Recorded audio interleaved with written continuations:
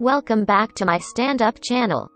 Tearful Novak Djokovic misses out on calendar Grand Slam as Daniil Medvedev dominates the 20-time major winner to clinch the US Open title and end the Serbs' hopes of completing 2021 set. Novak Djokovic's Grand Slam dreams were left shattered on Sunday night, along with the remnants of his racket. The 34-year-old Serb, tearful during a third-set changeover, missed out on his chance of history when he yielded the US Open final to world number 2 Daniil Medvedev. Worn down by the pressure and wearied from previous exertions of the fortnight, he was beaten 6-4, 6-4, 6-4 in 2 hours and 16 minutes. Emotions ran high, both when smashing his implement in the second set and during one of the breaks, when he could be seen shedding tears of frustration. One short of the 28 wins needed over the 4 majors of the year. He is also left level with the absent Rafael Nadal and Roger Federer on the phenomenal total of 20. Although there was a smidgen of late resistance, it was a strangely flat conclusion to what has been such an exhilarating tournament. In Medvedev, he has a potential problem in his ambitions to finally end the debate about who is the greatest of all time. The rangy Russian is hungry, and his game is of such dimensions that he is surely going to win more of the sport's biggest prizes. At times, he simply outclassed his opponent with the quality of his hitting, while his serve is absolutely deadly. Somewhere Nadal and Federer might have been thinking that maybe this is not over. After all, Medvedev, a quirky Muscovite whose clothes hang awkwardly off his wiry 6 feet 6 feet frame, becomes that rare thing in men's tennis, a new champion. When they come, it tends to be at this venue. He succeeds Dominic Thiem and follows Juan Martín del Potro, Andy Murray, Marin Cilic and Stan Wawrinka as winners here from outside the Big Three since 2009. The Russian sped away to 4-0 in the third set but became nervous and double-faulted on his first 2 match points before making no mistake with the third before an increasingly frantic crowd. The man who won all 4 in 1969, Rod Laver, had flown in to watch, occupying the same kind of seat in which Virginia Wade has become a fixture during Emma Raducanu's matches. The Australian legend is the only man to have pulled it off in the post-1968 Open era, although Donald Budge did the same in 1968. In those days 3 slams were played on grass and 1 on clay. So there was not the same variety of surface to master. Statistically, aside from the Nadal-dominated clay, this has been Djokovic's least successful Grand Slam. Perhaps a point in the season by which time he has expended most of his energy. That is very much by his own extraordinary standards. It is certainly dwarfed by his 9 in Australia. And an added difference this year is that the courts are even faster than usual in New York.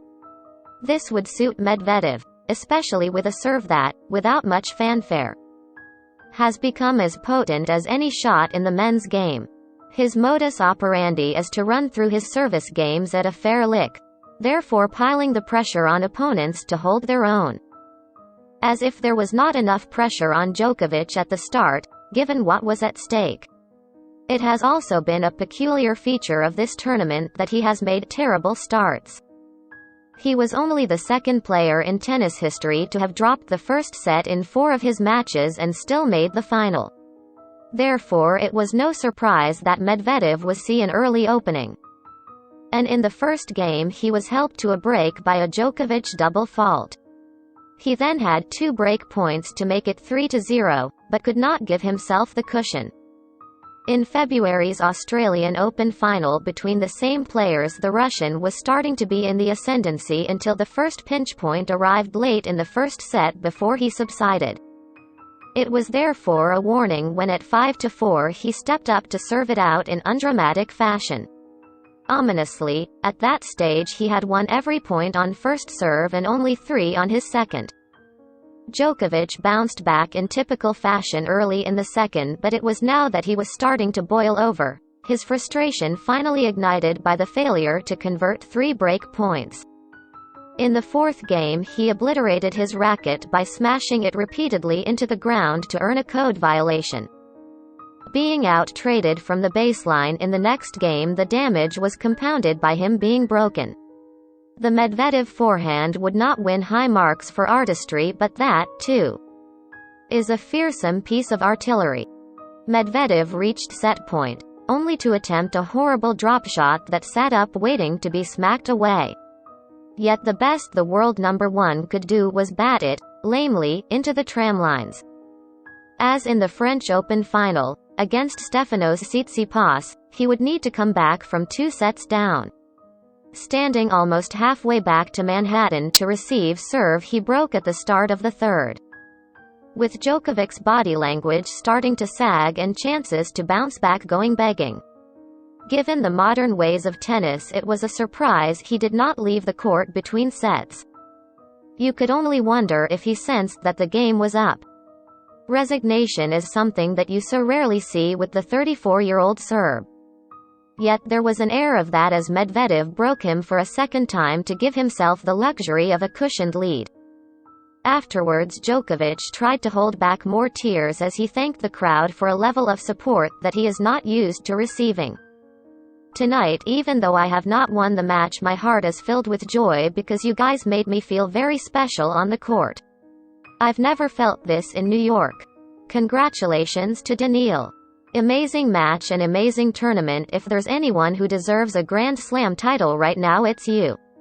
I'll tell you now, you're the greatest tennis player in history, responded Medvedev to Djokovic.